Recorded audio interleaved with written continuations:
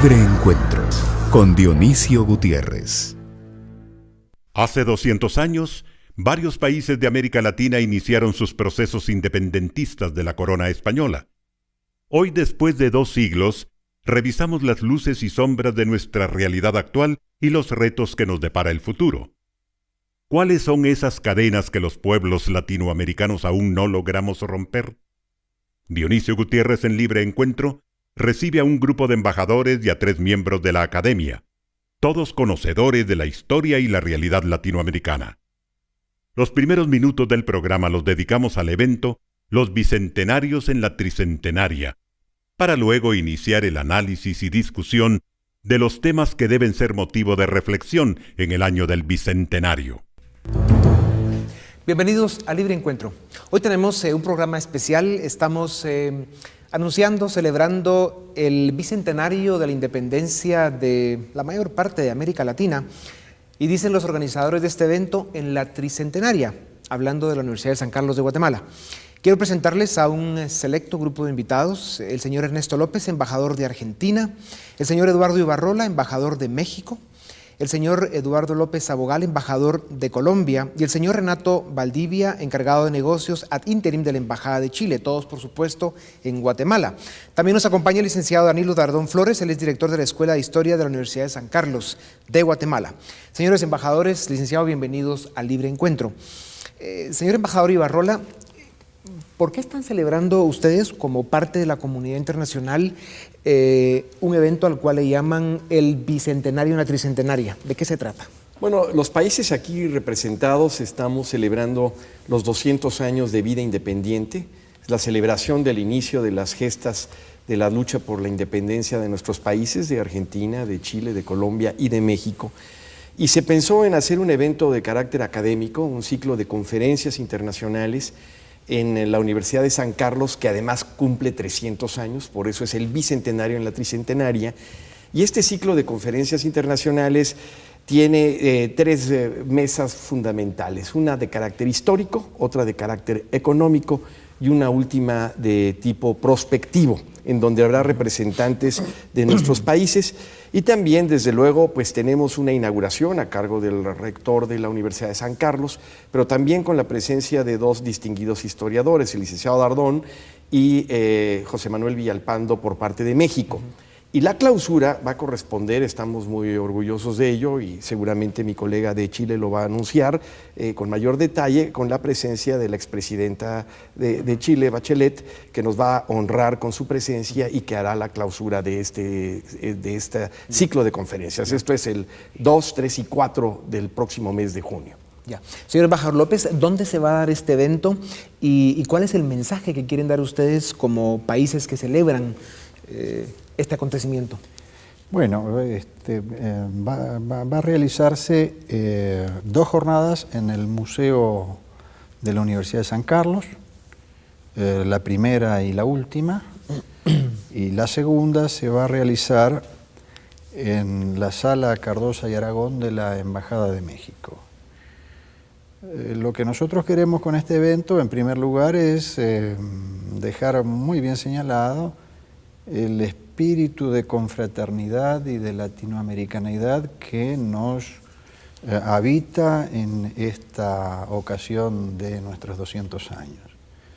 Fue pensado premeditadamente así, como un acto de convergencia de los 4 países que cumplimos 200 años este año, y lo hemos conversado y coorganizado con la Universidad de San Carlos, como ya lo indicó mi colega mexicano, por la circunstancia de que la Universidad de San Carlos es tricentenaria. En ese museo se firmó el Acta de Independencia de Guatemala, en ese museo donde haremos una parte del evento, porque además estamos aquí en Guatemala, estamos acreditados aquí. Es para nosotros un gran honor poder festejar junto con la institución madre de la educación superior en este país. Claro. Embajador López Abogal, para cada país de América Latina tiene un significado diferente esta celebración, porque al final la historia, aunque hay cosas comunes, tiene un resultado muy distinto.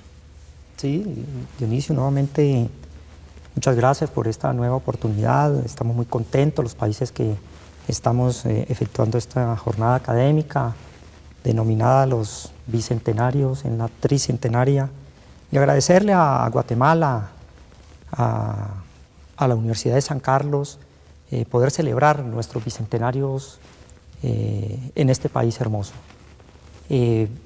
Vienen de cada uno de nuestros países destacados y connotados historiadores que nos van a hablar sobre los temas de las gestas de independencia y el desarrollo de las mismas, como también vienen miembros de los diferentes ministerios de cancillerías o de ministerios de comercio o industria y turismo a señalarlos la parte económica de lo que se ha venido desarrollando.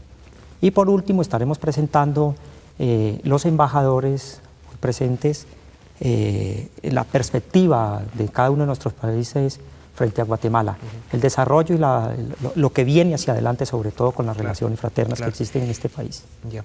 El señor encargado de negocios ad interim, señor Valdivia, es un privilegio para Guatemala recibir a la presidenta Bachelet. Chile, un país que probablemente, según analistas, estadísticas y demás, es de América Latina el país que más resultados puede enseñar en los últimos 200 años.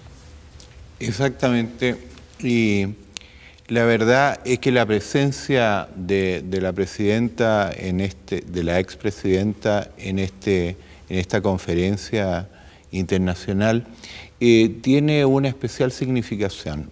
Primero, por la figura de Michelle Bachelet, y en segundo lugar, porque ella es doctora honoris causa de la Universidad de San Carlos. Y en ese marco va a hacer una conferencia de clausura con miras al balance y de lo que es el bicentenario y también de lo que representa el género, el desarrollo de la mujer en la sociedad contemporánea. Nosotros estamos muy contentos de esta presencia y al mismo tiempo se han adscrito a ella instituciones tan importantes como el Ministerio de Relaciones Exteriores de Chile y también destacadas personalidades académicas, igual que el resto de los demás participantes. Licenciado Dardón, es de gran responsabilidad para la Universidad de San Carlos ser anfitriona de un evento que estará celebrando 200 años de independencia en una universidad tricentenaria. Y hablar de independencia y de democracia pues conlleva a eso, una enorme responsabilidad, porque no es precisamente dos batallas que se estén dando con demasiadas victorias en América Latina, independencia y libertad, o democracia. Por supuesto, pero qué mejor marco y justificación para repensar nuestras sociedades en este ámbito. En el ámbito, por supuesto, en donde compartimos con nuestras hermanas repúblicas el jolgorio, la alegría de la celebración, pero por otro lado, como académicos también pensamos que es una oportunidad muy idónea para poder estudiar, para poder investigar y por supuesto para poder compartir experiencias acerca de los derroteros que hemos tenido los países latinoamericanos. Es importante recordar que las gestas de independencia, además de gestas, corresponden a un proceso que fue muy complicado y que convulso también, pero que fue superado de alguna manera con cierto éxito que pues constituyó y materializó a todas las naciones latinoamericanas que hoy estamos, con sus pros, con sus contras, con sus problemas, con sus virtudes y por supuesto también con sus necesidades. Sí. Al final el tema de procesos convulsos y conflictos y grandes retos, pues de alguna manera distintos, pero a través de las décadas y de los siglos seguimos atrapados en nuestra propia historia, en nuestras culturas y seguimos con grandes desafíos en América Latina, con cerca de 200 millones de seres humanos viviendo en la pobreza, con grandes problemas de atraso, desigualdad y sobre todo falta de institucionalidad democrática. Y sobre estos temas hablaremos en un momento en el que, haciendo uso de la tecnología, regresaremos en pocos segundos ya con 12 grandes intelectuales no de nacionalidad centroamericana, pero sí que están en esta parte del mundo dando un gran aporte. Volvemos en un segundo. Bienvenidos nuevamente, les dijimos un segundo y aquí estamos de vuelta. Nos acompañan ahora el doctor Carlos Sabino, profesor de la Universidad Francisco Marroquín, autor de Guatemala, la historia silenciada, y bueno, un gran intelectual que agradecemos mucho que nos acompañe, doctor Sabino. El licenciado Pedro Trujillo, director del Instituto de Estudios Políticos y Relaciones Internacionales, también de la Universidad Francisco Marroquín, otro intelectual de grandes quilates que hace muchos aportes en esta parte del mundo. Bueno, abriendo ahora un poco el debate para lo que de verdad, como somos varios, yo los invitaría a que no esperen que sea yo quien les ofrece la palabra, sino ustedes se la tomen con toda la libertad que caracteriza este foro. Y lo que yo tal vez abriría, doctor Sabino, usted, además de ser un gran escritor, es un historiador, conoce la historia de América Latina. Y bueno, yo quiero plantear un primer tema para empezar a calentar un poco este ambiente. Y es, cuando hablamos de independencia, estamos obligados a preguntarnos, ¿independencia de qué? Seguimos a través de los años arrastrando grandes problemas, muchas cargas, los niveles de pobreza siguen siendo absurdos en una parte del mundo donde lo que hay es riqueza, riqueza natural, riqueza de recursos humanos y otras riquezas, y sin embargo no hemos sido capaces de hacer la diferencia, con las grandes excepciones que se dan, por supuesto, Chile, Colombia, Perú, el gran esfuerzo que se está haciendo en México. Aquí hemos señalado muchas veces las dificultades políticas, obviamente, de Venezuela, Bolivia, Ecuador, Nicaragua, Argentina en gran medida también, donde hay una ideologización muy fuerte, y por supuesto los resultados de su economía y de la vida de los ciudadanos están mostrando grandes deterioros y grandes retrocesos. Entonces, realmente, ¿para dónde va América Latina y de qué nos estamos independizando? Bueno, Dionisio, yo diría que la independencia de América Latina se produce en un momento de gran convulsión internacional realmente. Y no se produce tanto por movimientos persistentes, muy madurados, sino por situaciones coyunturales. La situación del Imperio Español es catastrófica en 1808. 1810 ya la situación prácticamente no se puede hablar de un reino independiente de España, está invadida por Napoleón. Entonces, en esa medida, bueno, en América Latina hay respuestas que son un poco así sobre la marcha, no son planes de largo plazo. Y yo creo que esa independencia es fundamental en un sentido político.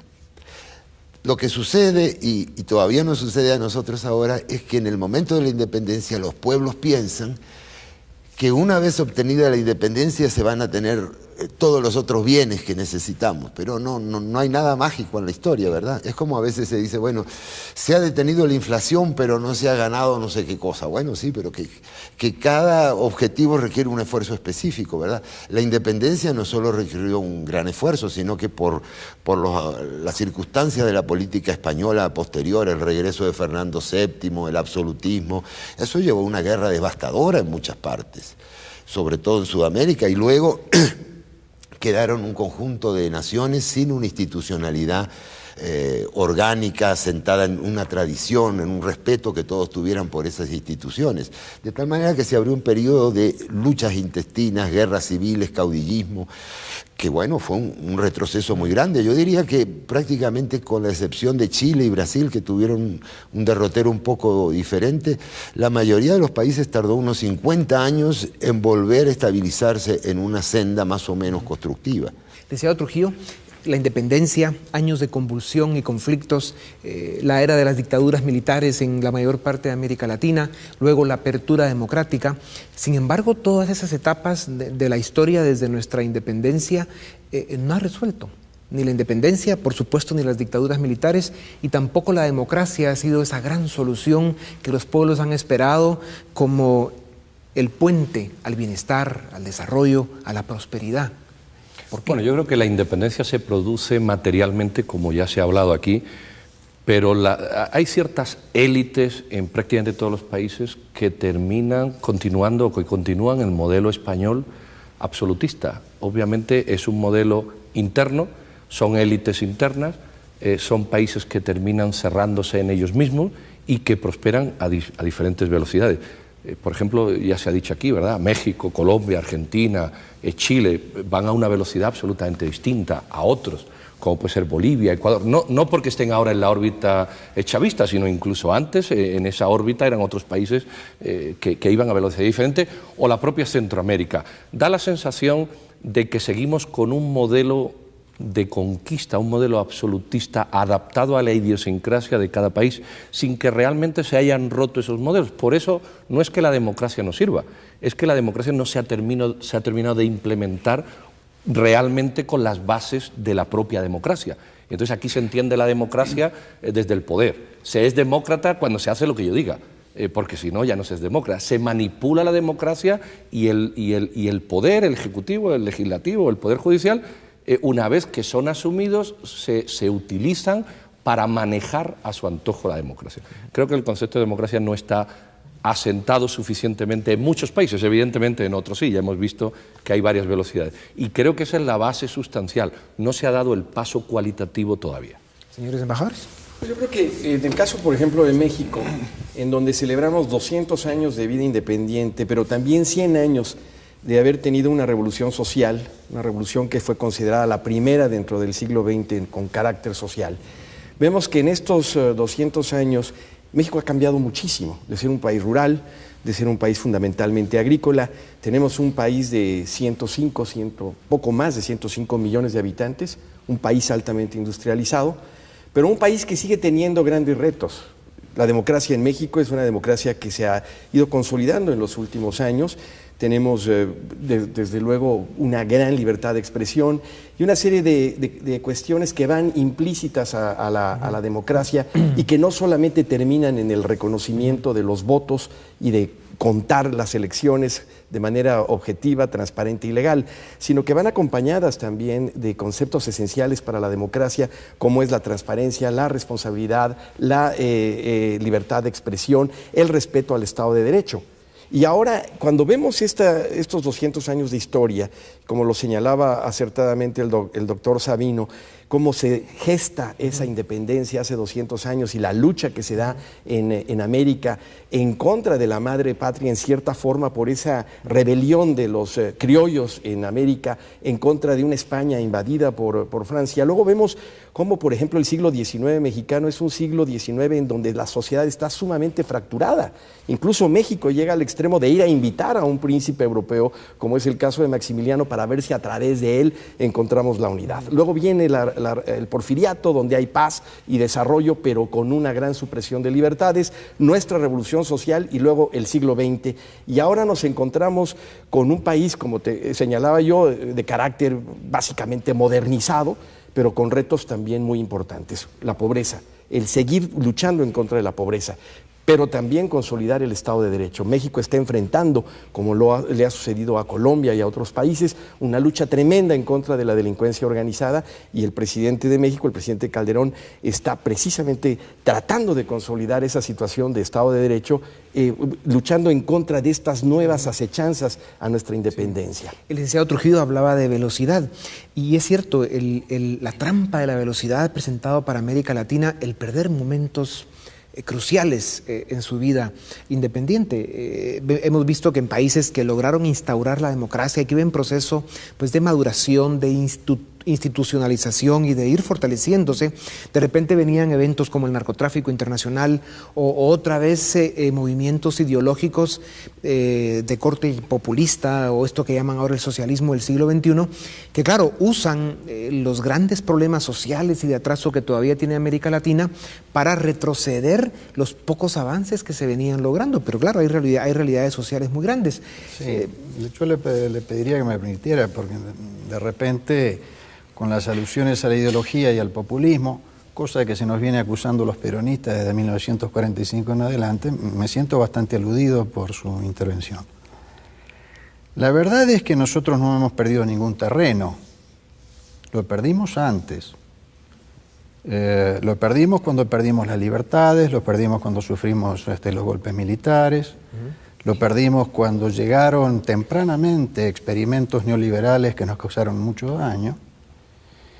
Y si hablamos desde la recuperación de la democracia, año 1983 en adelante, yo creo que Argentina no ha hecho más que ganar terreno. Y con el gobierno de Néstor Kirchner y posteriormente de Cristina, salvo el año pasado que crecimos apenas menos del 1%, pero crecimos de todas maneras, veníamos creciendo a tasas de 8% el PBI promedio. De manera que es difícil sostener que hemos retrocedido o que no se han hecho las cosas bien. En cualquier caso, establecida esta aclaración que me parece imprescindible, por lo menos desde mi posición de embajador de la Argentina, yo creo que hay que mirar qué hemos hecho con la oportunidad que costosamente abrimos durante el siglo XIX, cómo aprovechamos esta decisión que tomamos en aquella época de constituirnos como estados independientes, terminar con nuestra sujeción al colonialismo español. Mi impresión es que el saldo es positivo, claro que hay vaivenes, claro que hay tareas pendientes, claro que hay avances y retrocesos. Es difícil no tenerlos, pero si uno mira en la perspectiva de 200 años, yo creo que hemos avanzado todos, a distintas velocidades, está claro, pero hemos avanzado todos y hemos avanzado hacia donde queríamos avanzar, hacia constituirnos en estados nacionales independientes. Hemos fundado repúblicas, las repúblicas existen, bien que con problemas, pero existen. Y hemos conseguido ir para adelante. Ahora, hablando de ideologías, embajador, y aquí pues tenemos otro argentino que nos puede ayudar un poco, precisamente el arte de la democracia es que se permita uno de los fundamentos de la democracia, que es la alternabilidad en el poder. Y al final serán los pueblos sabios y soberanos quienes tendrán que ir decidiendo el camino por el que quieren que vayan sus naciones. Y en ese sentido, sí, Argentina, como el resto de América Latina, pues han tenido esos caminos en el péndulo de la historia de un lado para otro. Y lo que se ha demostrado es de que los países que han escogido caminos de libertad, caminos de democracia, caminos de institucionalidad, de economías abiertas, de democracia liberal, realmente son los países que están creciendo más, que están teniendo más desarrollo económico, que están resolviendo sus grandes problemas sociales con más efectividad.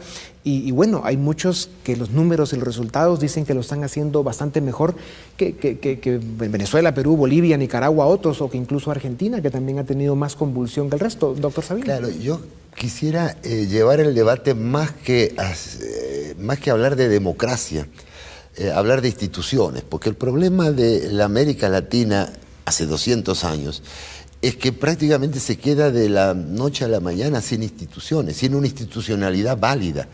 Si nosotros hablamos de democracia como regla de la mayoría, como voto libre, pero pensamos o dejamos que el ganador se lleve todo, no estamos en un régimen de democracia liberal, no estamos respetando ningún tipo de institucionalidad. Entonces, la libertad y el desarrollo económico y las libertades civiles no se protegen con un sistema donde el ganador se lleva todo. Y ese es el problema que no hemos acabado de superar en América Latina. No la idea de democracia, porque siempre hemos sido, desde las montoneras más primarias, hemos sido demócratas. No ha habido posibilidad de instaurar en estas repúblicas, o sea, en estos territorios, monarquías, por más constitucionales que fueran. Hemos sido republicanos y demócratas. Pero el problema es que nunca hemos entendido que para que funcione una democracia, esa democracia tiene que estar completamente balanceada. Que no es que yo gano las elecciones y arraso con el país y arrincono a la oposición, etcétera. No digo que en todas partes pase eso, en algunas partes pasa más que en otras, pero yo creo que sí hay un problema en ese sentido. Todavía no hemos, diría yo, caracterizado muy bien cómo es una democracia funcional, respetuosa de los deberes y de los derechos de los ciudadanos. Y la única forma de juzgarlos por los resultados, y ahí es donde se ven qué países lo están logrando y cuáles no. Nos vemos en un segundo para seguir con Libre Encuentro, el bicentenario en la tricentenaria.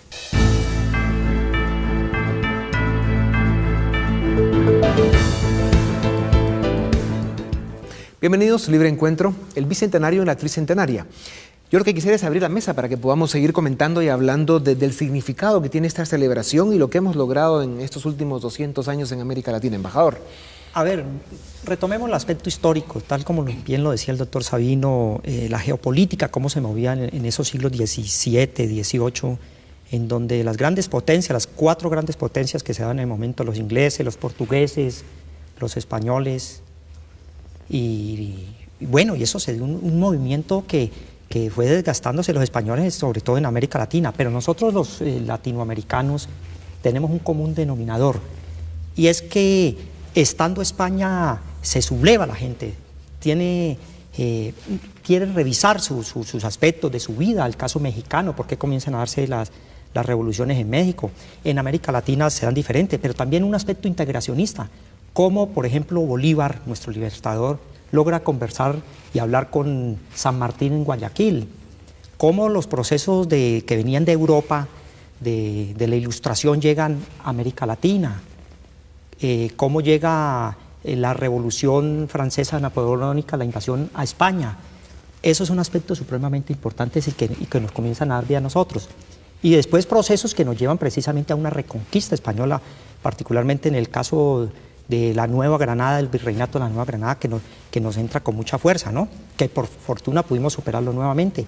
Y ahí aparecen en la vida política colombiana dos personajes muy importantes, que son Simón Bolívar, caraqueño, mantuano, y Francisco de Paula Santander, que nacido en Cúcuta, y es el que le da el binomio ético-político, le da la identidad de nación a Colombia, le da la institucionalidad a Colombia. Después de que salen estos dos personajes de la vida por su muerte, pues nos vamos a enfrentar a una situación de las guerras civiles internas, intestinas, sangrientas, por cierto, que fueron guerras que dejamos muchos muertos, entre centralistas y federalistas, la forma de Estado y de hacer gobierno, sobre todo. O entre liberales y conservadores. Posteriormente, entre liberales y conservadores, ya en el siglo XX iniciando, y las famosas hegemonías conservadoras o liberales, que nos condujeron al final, a mediados del siglo XX, ahora, precisamente a que surjan las guerrillas colombianas. Qué importante es conocer la historia y sobre todo estudiarla con los que la tienen en una forma objetiva y correcta, pero es gravísimo la forma en que en estos tiempos se está manipulando la historia, la forma en que están desfigurando a Simón Bolívar, por ejemplo, con el movimiento chavista. Bueno, hay que reconocer que 200 años no pasan gratis. No ver que hoy estamos mejor que 200 años atrás, evidentemente sería mucho. A mí me gustaría centrarme más en lo siguiente. América Latina en los últimos años ha perdido importancia en el mundo. Hemos pasado de ser un proveedor o un exportador o tener relaciones con la comunidad internacional en menor medida que otras regiones. Y a mí eso me parece importante, porque es una oportunidad que se está perdiendo. Hay otras emergentes, otras regiones emergentes, como el este asiático u otros países de Oriente Medio, y América Latina ha pasado a perder importancia. Por eso sí es conveniente hacer una autocrítica de que estamos bien, evidentemente estamos mejor que hace 200 años, pero estamos todo lo bien que deberíamos de estar. Lo segundo es que se habla de América Latina, y América Latina es mucha América Latina. Se habla aquí como una región compacta y creo que no tiene nada que ver, absolutamente nada que ver en mi percepción. Hay países que tienen unas ciertas similitudes, hay países absolutamente distintos. En cambio, el referente es América Latina. También habría que ver dentro de ese espacio geopolítico tan amplio cómo nos hemos movido y cómo nos ven. ¿Por qué es importante? Es importante porque si nos dejamos ver como un todo, posiblemente muchos de los países pierdan relativamente su importancia. Entonces, quizás sería bueno a lo mejor venirnos más al presente y ver por qué hemos perdido importancia comercial en el mundo como continente y por qué queremos hablar de una integración cuando realmente no existe. Ahora, como decía el Trujillo, es cierto, no podemos hablar de América Latina como una unidad. Y Chile es un ejemplo, digamos, importante, cada día más típico porque, digamos, es muy evidente.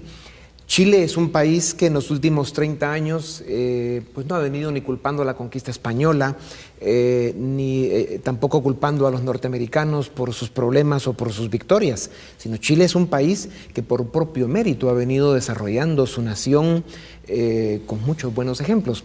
Señor Valdivia, cuéntenos un poco de cuáles, según usted, han sido los elementos fundamentales que han hecho de Chile el país más desarrollado en América Latina.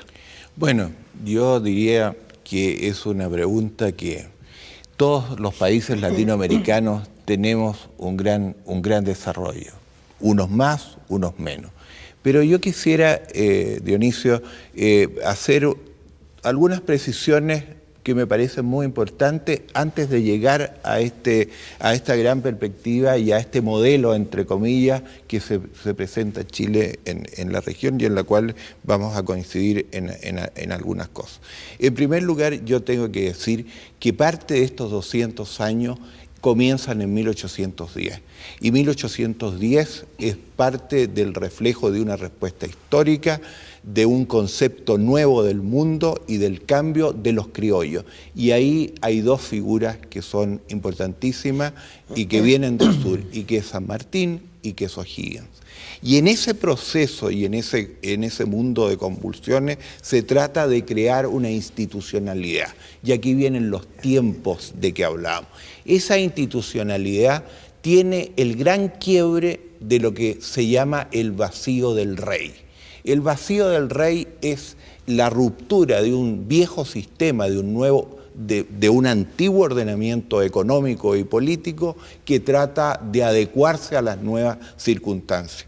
Y en ese proceso los políticos, en realidad de esa época, tuvieron que reconstruir, y reconstruyen con una figura que es clave en la historia de Chile, que es Portales, y da estabilidad política al sistema democrático, al sistema de las alternancias, entendámoslo, liberales y conservadores, pero también se va articulando un tema que para nosotros es clave, el concepto de nación, el concepto de Estado, el concepto de probidad, el concepto de respeto, y tomando además la figura de Bello, que da la primera matriz de la estructura jurídica y del concepto liberal a través de la codificación del Código. Y a pesar de eso, señor Valdivia, en el caso chileno todavía le tocó sufrir algunos intentos de movimientos totalitarios o dictaduras, y una dictadura muy fuerte que marcan de manera importante la historia de Chile. Sin embargo, en un momento determinado en el que hay un antes y un después para América Latina, lo que se da en Chile es una apertura política, económica, donde básicamente los elementos fundamentales son, pues eso, la constitución de una democracia de instituciones, el desarrollo de una tecnocracia funcional, profesionales de la administración pública que le han dado continuidad a las políticas de Estado que han hecho de Chile lo que es hoy, una alternabilidad en el poder saludable y sobre todo un respeto a la justicia y al sistema judicial. Y esos elementos sumados a una economía abierta, de fomento a la inversión, de respeto a la propiedad privada, pues hacen de Chile lo que Chile es hoy.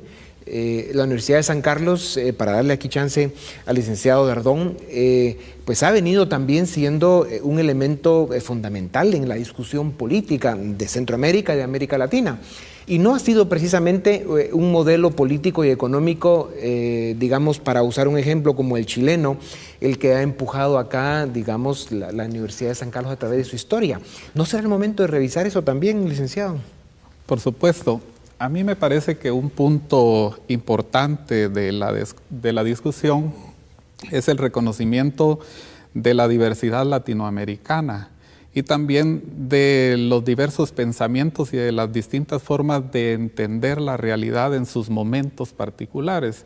Es decir, cómo se entendió la nación en el momento de la independencia fue muy importante, porque eso nos explica las distintas posiciones, por ejemplo, entre liberales y conservadores, por ejemplo, entre centralistas y federalistas, y esas posiciones divergentes que no se pudieron reconciliar, pues son heredadas por las naciones modernas. En la actualidad, por ejemplo, es difícil que los guatemaltecos nos sentemos a discutir de esta forma nuestros problemas con madurez, con responsabilidad, y que reconozcamos cuáles han sido los procesos que han tenido muchos frutos, que deben, por lo tanto, pues magnificarse, que deben consolidarse, y por supuesto cuáles han sido los problemas que nos han impedido desarrollarnos de una mejor manera. En Guatemala, por ejemplo, pareciera ser que las políticas inmediatistas han prevalecido sobre las políticas de largo plazo.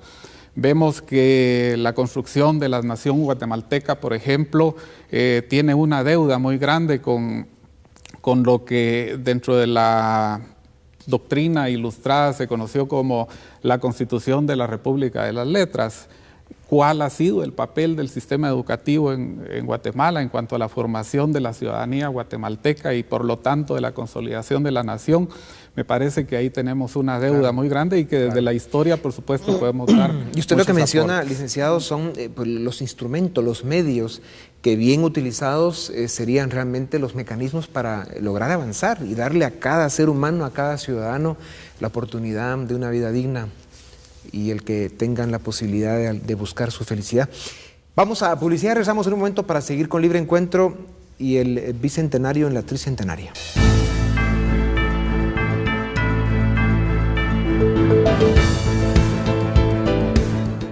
Bienvenidos, seguimos en Libre Encuentro. Estamos hablando de este evento próximo que celebran un grupo de países de América Latina, celebrando el bicentenario en la tricentenaria, que es la Universidad de San Carlos de Guatemala. Yo abro la mesa para que sigamos hablando, algunos haciendo el intento de traer la discusión a los tiempos modernos, aunque haya obviamente claros intentos de regresar a la historia, que es muy importante, sobre todo tomando en cuenta de la forma en que se está desfigurando en estos tiempos la historia. Y hay muchos de esos fundamentos que han mencionado varios de nuestros amigos embajadores que se han perdido en el camino y que hoy nos hacen daño porque estamos olvidando los verdaderos orígenes y los valores societarios que fundaron los inicios de lo que debieron haber sido hoy ya repúblicas y democracias liberales plenamente constituidas, sólidas y dando a sus ciudadanos y sus pueblos el resultado que siempre hubiéramos querido. Así que quien quiera que se anime. Adelante. Pedro Trujillo apuntó algo muy interesante. ¿Por qué América Latina? En primer lugar, ¿somos muchas Américas Latinas o es una sola? Y segundo, ¿por qué hemos perdido presencia en el mundo? Yo creo que es parte de las reflexiones que haremos en este evento, porque incluso tenemos un segmento dedicado a la prospectiva, a cómo vemos el futuro. Y aquí hay que reflexionar acerca de qué ha sucedido o por qué estamos nosotros perdiendo esa presencia en el mundo frente a otras regiones que van avanzando, Asia, incluso algunos países en África con mayor crecimiento. Pero yo creo que en el caso de América Latina o de toda la región iberoamericana, en el centro de todo hay alguna constante, que es esta lucha por unos retos que tenemos y que parecieran retos en común. Superar la pobreza, superar las desigualdades. Tenemos un atraso tecnológico importante, es decir, somos compradores de tecnología y no generadores de ella. Recientemente escuchaba alguna conferencia sobre la cantidad, por ejemplo, de patentes que nosotros registramos en algunos de nuestros países frente a otras regiones del mundo que están haciendo una gran investigación científica, tecnológica. Claro. Y tenemos, obviamente, el eterno problema de lograr consolidar lo que consideramos es un Estado de Derecho. Claro. Tenemos una lucha tremenda contra la delincuencia organizada, pero no solamente eso, sino en general contra una violación constante a nuestra situación jurídica en materia mercantil, en materia de respeto a los contratos, en materia a una serie de situaciones que obviamente nos permitirían un crecimiento mucho más acelerado. Sí, yo quería poner en su contexto histórico la parte esta de la democracia liberal, porque está bien que a nosotros nos ha costado mucho ese objetivo y no lo hemos logrado plenamente, lo que tú acabas de decir, la concreción de un Estado de Derecho, pero en eso América Latina no estaba muy retrasada con respecto al resto del mundo. En Europa realmente, bueno, hasta la Segunda Guerra Mundial, eso cualquiera de los oyentes puede darse cuenta de lo que era. Guerras, nosotros hemos tenido relativamente muy pocas guerras. Sí es bien importante, para ir al otro punto, lo que decía Pedro Trujillo, si ustedes ven la estadística del comercio mundial, hace 50 años América Latina en conjunto tenía el doble de participación que ahora, algo así como del 8 al 4%, ha bajado.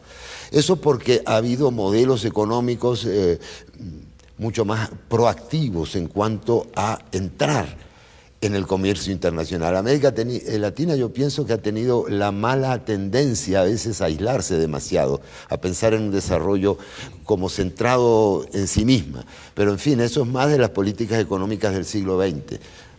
Sí, yo diría, en primer lugar, el tema del desarrollo.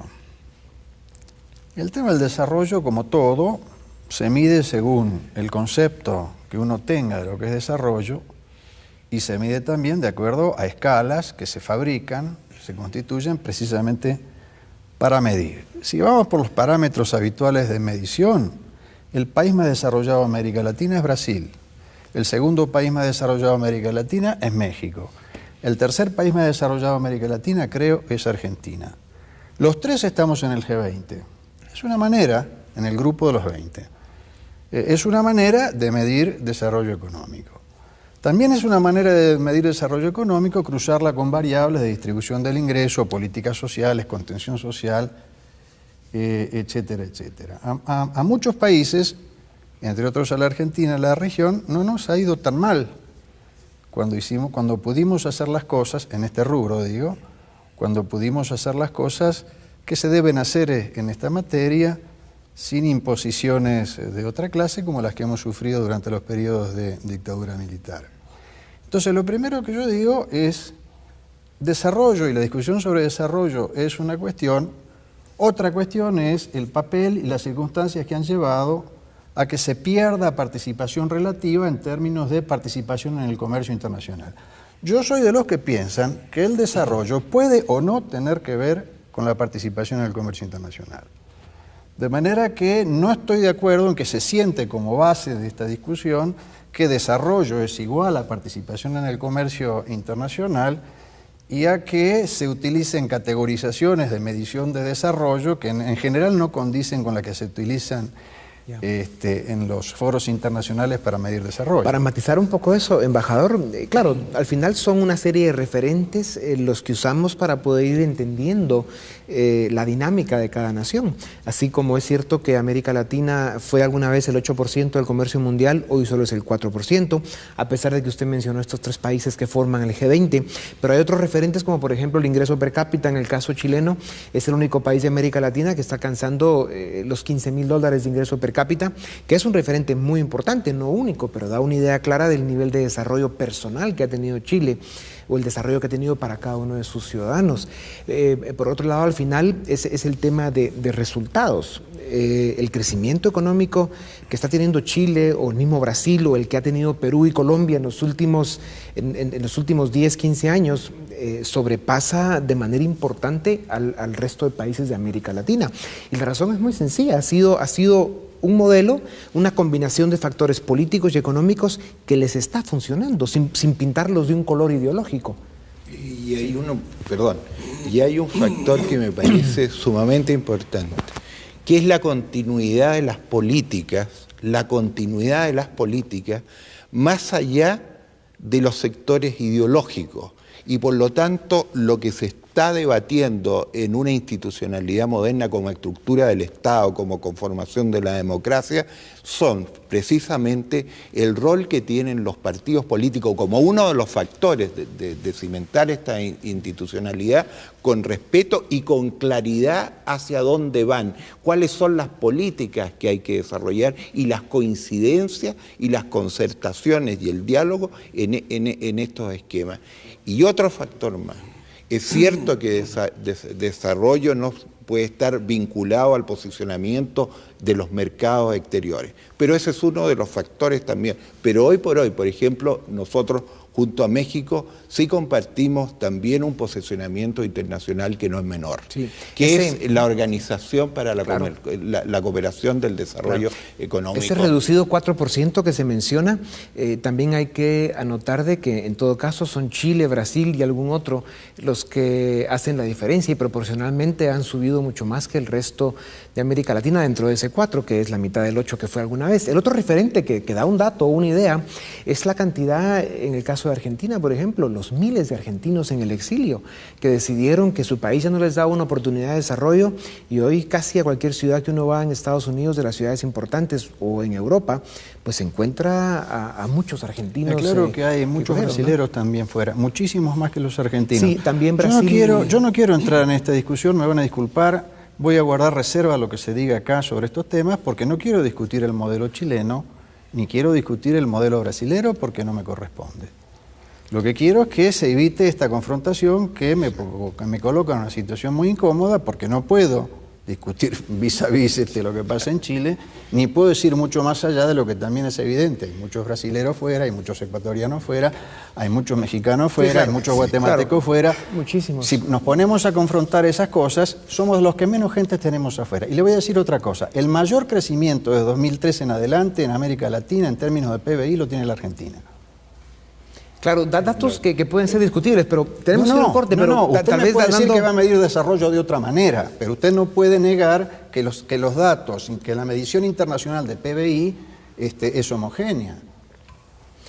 Por eso habría que entrar un poco más al detalle, pero embajador, el deseo de acá no es confrontar, lo que estamos tratando de hacer un aporte, Dionisio, un aporte para que la gente permanente entienda. a la exclusión de la Argentina, de los parámetros de desarrollo, de volver para atrás, me parece que no está marcando no se lo que puede usted uno trata de eludir decir. de una percepción internacional, y es que el modelo argentino, que ha tenido que ser ayudado por el modelo venezolano en parte de su deuda, y que últimamente ha tenido una confrontación grave hace 2 años con el tema del campo, las subidas impositivas y ciertas políticas, reflejan a lo externo un modelo, si usted me permite, yo sí puedo comparar, no tan exitoso como el chileno, como el colombiano, como el mexicano, como otros, y mucho más exitoso que el ecuatoriano, el bolivariano, el venezolano. Es decir, si hay una percepción externa de los analistas de que ciertos modelos, comparados con otros, los que podemos comparar, son aparentemente más exitosos. Si usted se mide a las cifras, tampoco me parece correcto decir que el nivel de comercio exterior no incide en el desarrollo. Los países producen para exportar, y si no se exporta no hay riqueza. Se genera riqueza que hay que vender a alguien, y la retroalimentación en el país no es suficiente para que uno consuma. Si uno no exporta cosas, no entran divisas. Sí. Si no entran divisas, el sistema no funciona. Y yo tal vez quisiera reiterar de que la idea de este programa es dar un aporte donde logremos sacar los matices y aprender de ello, porque al final en todos los países de América Latina estamos cometiendo graves errores, estamos dejando de hacer cosas, dejando ir oportunidades, y creo que parte de la responsabilidad de todos los que estamos hoy vivos en esta parte de la historia del mundo, pues es aprender de nuestros errores, aportar, reconocer con humildad cuáles son, y bueno, y decirnos las cosas con el respeto que aquí tratamos de hacerlo, y bajo ningún punto de vista lo queremos plantear como confrontación ni mucho menos. Pero bueno, vamos a un corte y volvemos en un momento con más oxígeno para nuestro último segmento, en el que trataremos de dar algunas ideas positivas y de las cosas buenas que por supuesto se están haciendo en cada uno de los países que forman parte de América Latina y que en especial están acá hoy representados. En otros sí reconocemos que no, como cabalmente los países que Venezuela y el circuito ese que ha formado, pues evidentemente ahí hay pueblos que no la están pasando bien. Volvemos en un momento.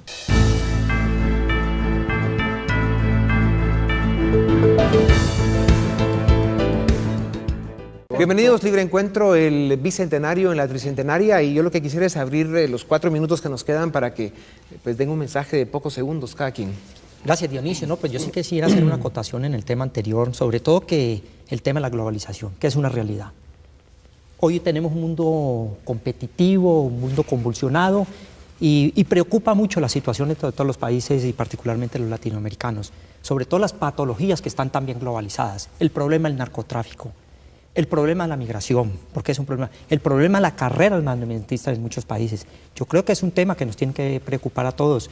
Precisamente en esta semana estuvo el presidente de México haciendo alusión a temas, no solamente mexicanos, sino temas que tienen que ver con toda la América Latina y poniendo en el Senado norteamericano, en el Congreso norteamericano, puntos de fundamental importancia para las relaciones que mantenemos con los Estados Unidos. Yo creo que esos son temas que nos tienen que preocupar mucho hacia adelante a todos los países y que tenemos que enfrentarnos de manera frontal y integrada, porque si no, no vamos a poder salir de este atolladero. Bueno, yo quería decir algo con respecto a la historia, para dejarlo así como un mensaje final. La historia es fundamental para entender dónde estamos ahora y lo que ha ocurrido en muchas ocasiones en que hemos usado métodos violentos para resolver problemas y al final no se han resuelto nada. La historia es muy importante para esa situación, pero la historia no nos aprisiona, ni nos condiciona bien ni nos condiciona mal del todo. Siempre tenemos un margen de libertad actual. Entonces yo creo que es muy importante lo que dice aquí el embajador, en el sentido de que tenemos que plantearnos los desafíos actuales, que son la globalización, y como toda globalización, del crimen y del comercio. O sea que en ese sentido yo haría una reflexión: no ir a la violencia, tratar de integrarse mayormente en este mundo tan dinámico que tenemos ahora. Seguro. Estos 200 años que estamos celebrando de independencia es un momento muy importante para reflexionar, no solamente en los acontecimientos históricos que tenemos y muchos de ellos en común, sino también lo que viene, lo que sigue, que es muy importante. América Latina, y en caso específico de México, tiene una población joven, una población en crecimiento, un mercado interno que puede ser impresionantemente potencial, y tenemos también la consolidación de nuestra democracia, de nuestras libertades, que es algo que valoramos muchísimo. Y yo, como lo señalaba mi colega colombiano, el presidente Calderón acaba de mandar un mensaje muy importante de corresponsabilidad en el Congreso de Estados Unidos con respecto a estos fenómenos y problemas que tenemos, como es el caso de la migración, como es el caso del narcotráfico y como es el caso de la proliferación de armas que son obviamente obtenidas por estas organizaciones ilícitas en un mercado que sabemos muy claramente cuál es. De manera que estos 200 años y estos eventos que estamos haciendo para celebrarlo es un buen momento para reflexionar y para pensar en el futuro. ¿Qué viene? ¿Embajador? No tengo mucho que agregar. Creo que para nosotros los 200 años son un festejo, una conmemoración y una ocasión para pensar el rumbo que llevamos, el que queremos llevar hacia adelante. Estamos en Argentina muy satisfechos con la recuperación de la democracia, con la recuperación de los derechos humanos, con la recuperación del Estado de Derecho, con la recuperación del crecimiento económico, con la recuperación de la posibilidad de trabajar para la distribución del ingreso y para volver a instalar políticas de desarrollo social y de bienestar social que se fueron perdiendo dentro de una lógica que ya traté de caracterizar en los bloques anteriores. Esto no implica sentarse complacidamente a ver cómo pasa el mundo, hay que trabajar mucho, hay que mejorar un montón de cosas, hay que mejorar la convivencia institucional y democrática en nuestro país. Estamos muy hechos a la lucha de oposición y oficialismo en términos muy terminantes. Tenemos todavía 100 años más por delante. Sí, hombre, no los veremos esperamos nosotros, vivirlos todos. Pues, en eso estamos juntos, en esa batalla, embajador. La historia es un reflejo.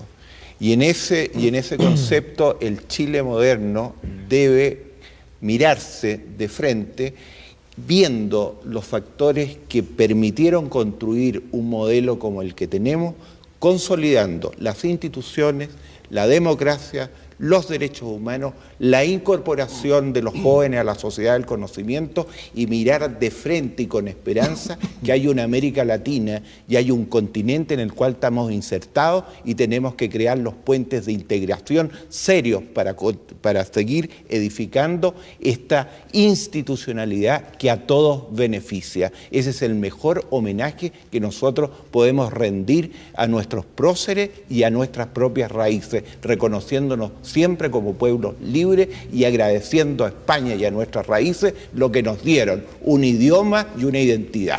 Claro, ¿piensa tu fin? Bueno, yo creo que hay que mirar la historia y complacerse del avance, pero a mí me gusta más saltar al futuro, mirar hacia adelante. La mayor población joven o una parte importante de población joven del mundo está en América Latina y aprender de la historia. Creo que hay unas amenazas que estamos perdiendo de vista. Hemos visto modelos políticos ineficientes, ineficaces y destructivos en el siglo XX que se empiezan a repetir lamentablemente en América Latina. Cerrar los ojos ante esa evidencia, además de otras amenazas como el narcotráfico, el crimen organizado, es avanzar poco. La democracia no está consolidada, el Estado de Derecho tampoco, pero las amenazas que se nos vienen tienden a tumbar lo poco que hemos construido. Sí. Creo que corremos un gran peligro y esa visión de futuro es importante tenerla. Sí. Y esa visión de futuro incluye lo que ustedes han dicho como el gran compromiso hacia las futuras generaciones, porque hoy la responsabilidad de ir consolidando y construyendo un mejor país con democracias más sólidas, más institucionalizadas, pues bueno, depende de los que estamos hoy acá presentes. Yo les agradezco, hemos llegado al final, creo que la Universidad de San Carlos tiene un gran reto que siendo anfitriona de este evento próximo para poder realmente llevar a la mesa de discusión todos estos temas que son tan importantes. Y yo nada más quiero agradecerles su presencia en este programa, ojalá que no sea el último, que ya vieron que de vez en cuando se pone emocionante también y con temas que son polémicos, en donde se respetan las diferentes posiciones, pero sobre todo buscamos pues bueno, un camino común en el que podamos todos luchar juntos. Así que gracias, con ustedes volvemos la próxima semana, buena suerte.